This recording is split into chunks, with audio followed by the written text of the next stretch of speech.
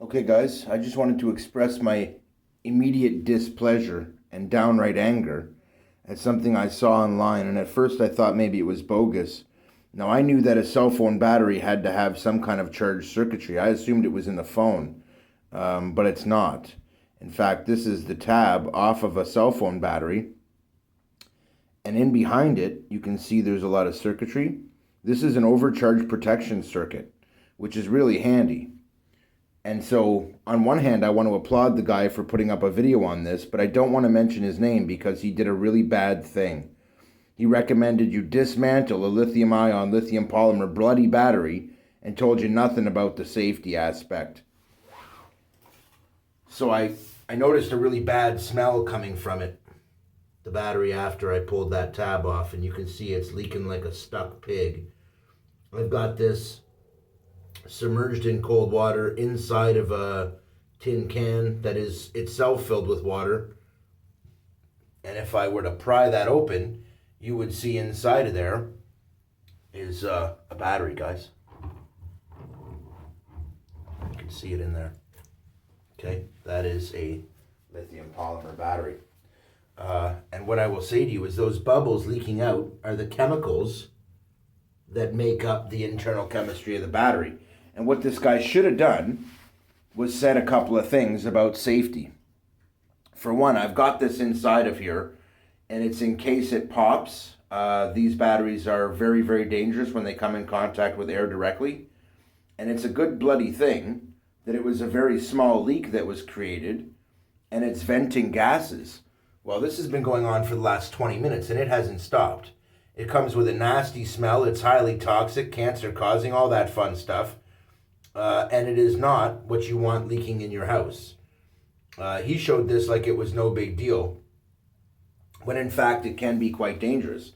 So in order to get my little overcharge protection circuit,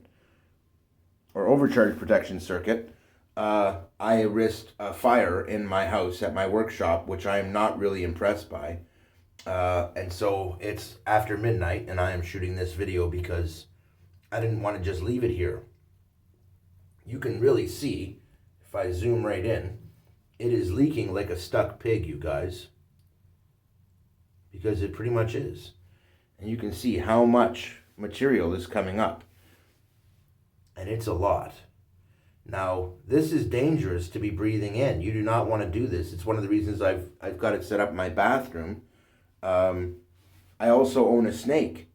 And at no point did this guy say one single word during the video. It was just music, and it's showing him doing it. And that's really dangerous, guys. Anytime you're working on lithium-ion, lithium polymer, you really want to be careful. And if you start to smell a bad smell, put it in water is one way to go. But that doesn't stop the gases from escaping. That just makes sure that if it goes pop, it won't be doing it on my workshop and it won't start a fire. The reason it's in a tin can is because that fireball can be pretty hot, and it would melt this plastic bucket. But if it's inside there, it won't melt anything. It's the reason I put it in cold water in case the battery starts to get hot. It'll have the water for cooling.